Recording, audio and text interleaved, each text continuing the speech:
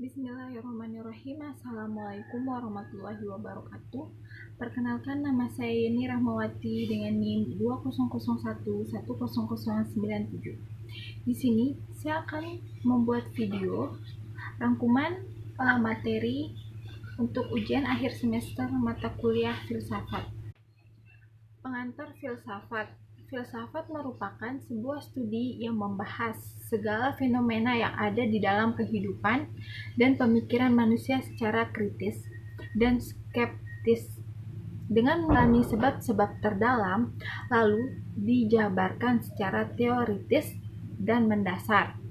Selain pengertian di atas, dalam pengertian filsafat dibagi menjadi dua, yaitu secara etimologis dan terminologis.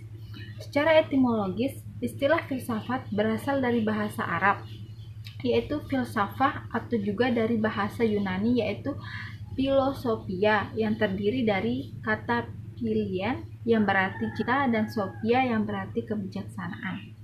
Jadi bisa kita artikan bahwa filsafat berarti cinta akan kebijaksanaan atau law of wisdom dalam arti yang sedalam-dalamnya. Adapun secara terminologis, terdapat beberapa pengertian dari filsafat itu sendiri yang akan dijabarkan sebagai berikut. Yang pertama, upaya spekulatif atau rasional untuk menyajikan suatu pandangan sistematik dan lengkap tentang realitas secara keseluruhan. Dua, upaya untuk melukiskan realitas akhir dan dasar secara nyata. 3. Upaya untuk menentukan batas-batas dan jangkauan pengetahuannya seperti sumbernya, hakikatnya, keabsahannya, serta nilainya.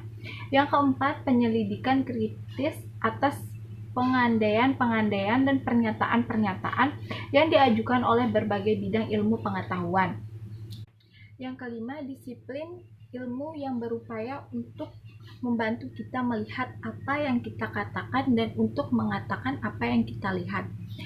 Yang selanjutnya, definisi dari filsafat banyak dicetuskan oleh para ahli filsafat atau filsuf seperti Cicero yang berpendapat bahwa filsafat adalah sebagai ibu dari semua seni atau the mother of all the art. Ia juga mendefinisikan filsafat sebagai ars vitae yang berarti seni kehidupan.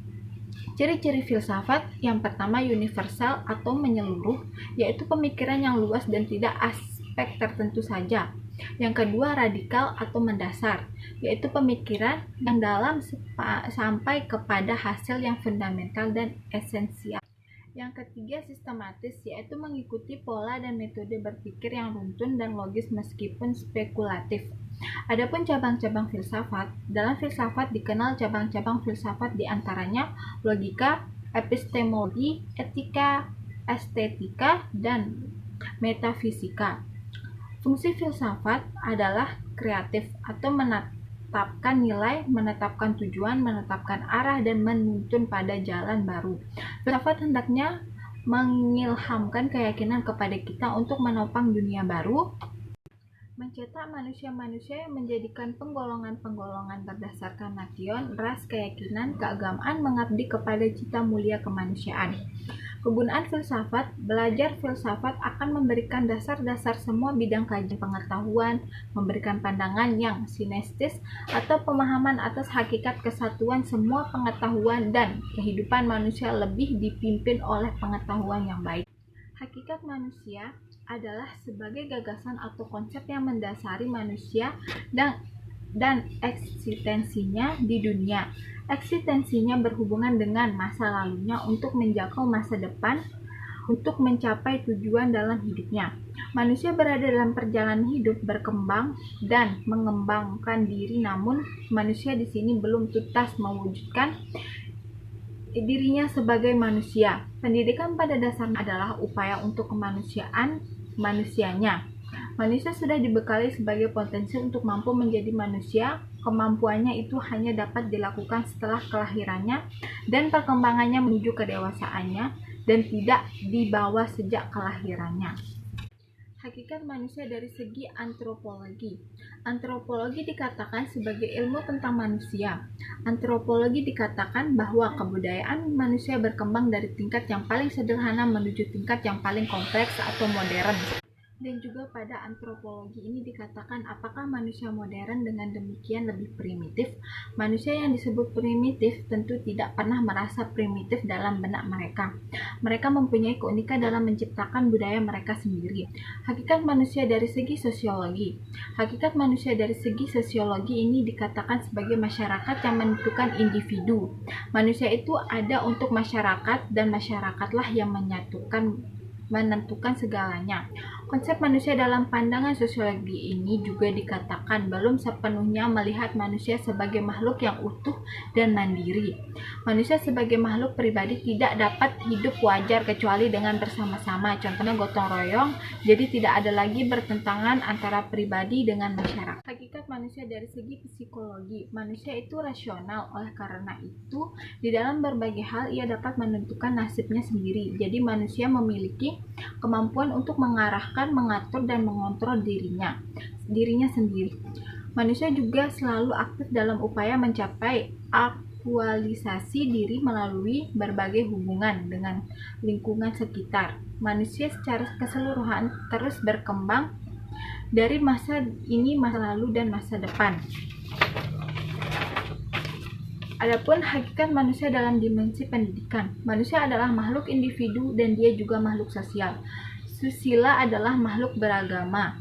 Hakikat manusia pada dimensi pendidikan ini ialah sebagai konsep yang mendasari manusia dari eksistensinya di dunia.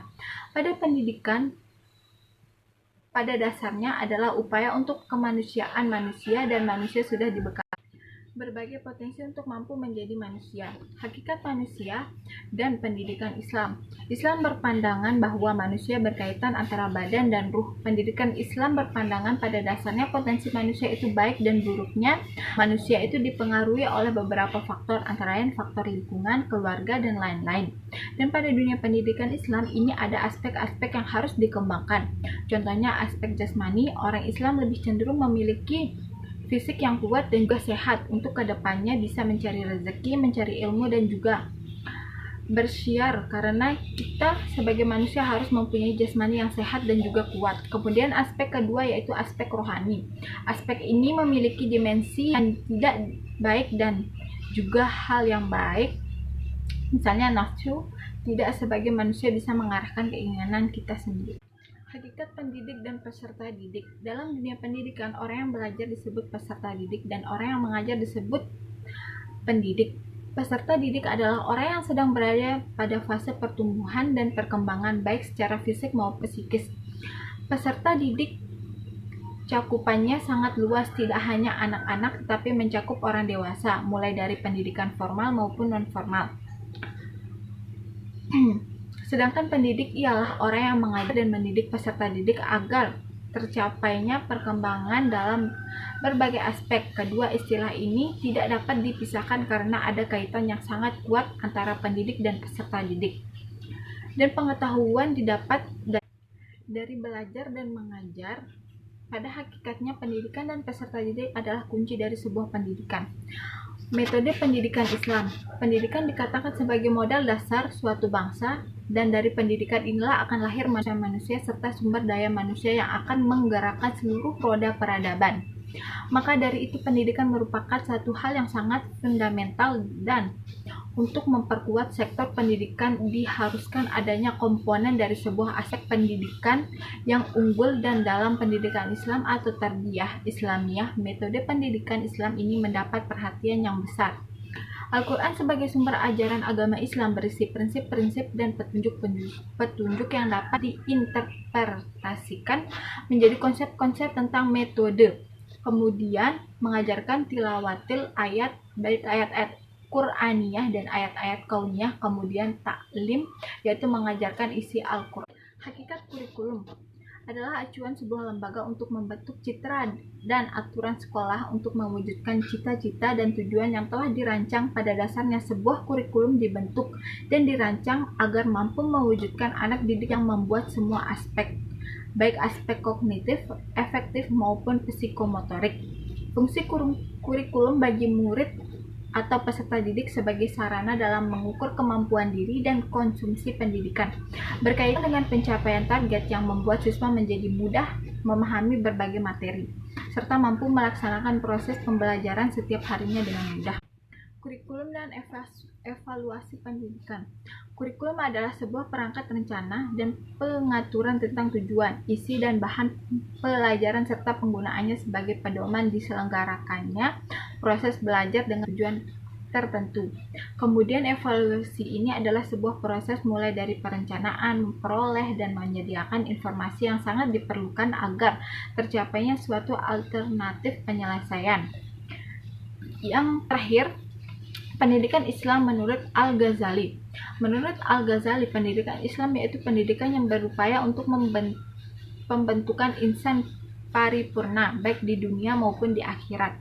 Menurut Al-Ghazali pula, manusia dapat mencapai kesempurnaan apabila berusaha mencapai ilmu dan selanjutnya mengamalkan fadilah melalui ilmu pengetahuan dan dipelajarinya.